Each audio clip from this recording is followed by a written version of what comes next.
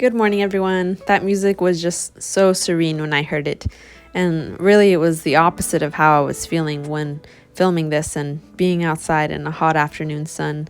But for today's video, we will be planting two David Austin varieties. The first here is the Generous Gardener.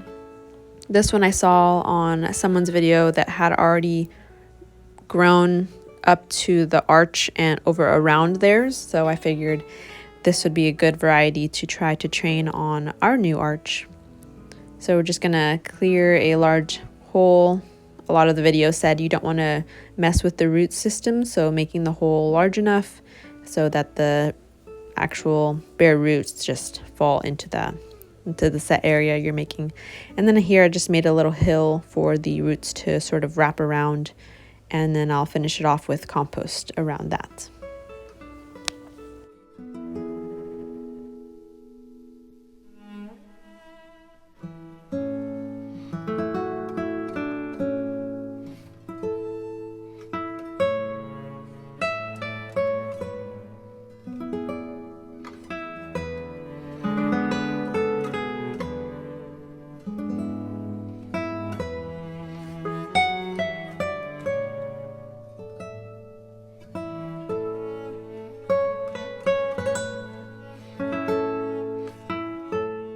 And I went ahead and layered in some rose tone before and after the layers of compost, just to get it really settled in there and giving the roots a good head start for new growth.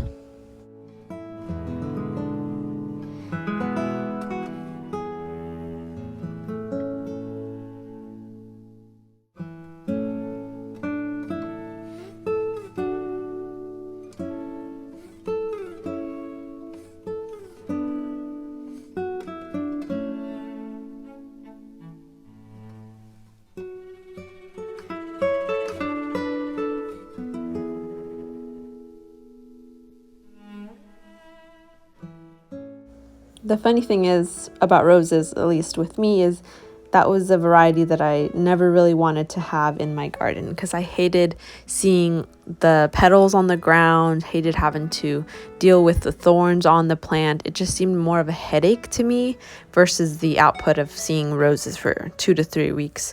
So that was ever since I was little. Whenever I saw roses along our house they only bloom for such a short time, but for some reason, this arch really inspired the want and I'm going to say need to get a climbing rose. So David Austin has a lot of varieties, and for a lot of different circumstances, they really do break it down very well. Whether you want a rambling rose for a wall or one for a trellis like this, ones that need a little shade, a little sun, different height varieties. So it was very nice to just browse their website and looking for exactly what I was looking for my new arch.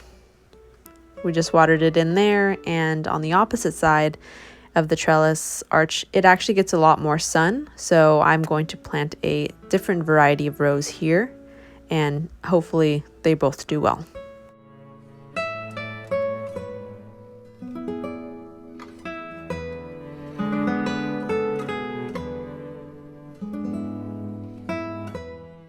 One thing that David Austin did note is it's best to soak the roots for 2 hours, which is what we did. It turned out to be more like 3 with just setting up, getting the tools out and ready, getting the holes dug, but they sat here snug in the water. This was just difficult with one hand, but we got those really soaked in to just help the root systems in their first weeks. And this variety is going to be more of a peach white color versus the Generous Gardener from the photos looked like a blush pink color. So I think together it will be a nice accent and maybe not too noticeable that it's two different varieties.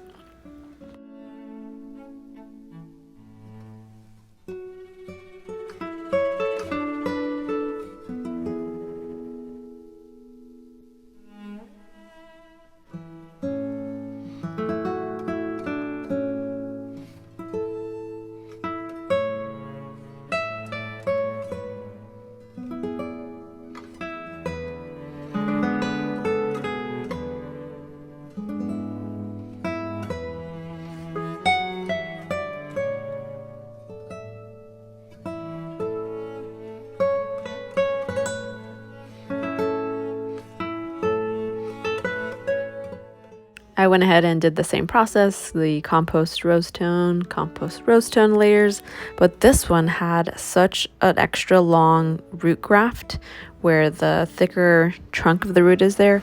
So I buried the majority of it, but in the end, a few inches were still above the soil. So I'll see if that affects the growing at this first season.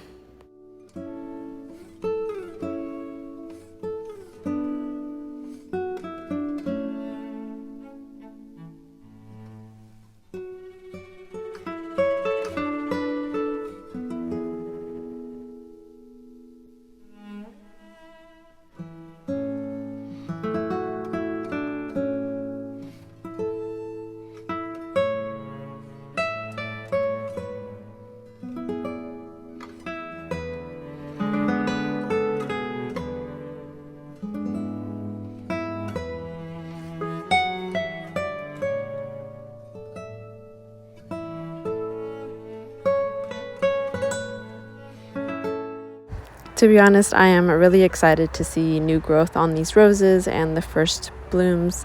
That is all for today's video. I hope you all have a great day, and thank you for visiting my first garden. If you have a David Austin rose, let me know. I guess maybe some future things that I need to worry about. I hear that beetles are a thing with roses, so I will look into seeing how to manage those if they do become an issue. But again, thank you for visiting my first garden, and I hope you all have a great day.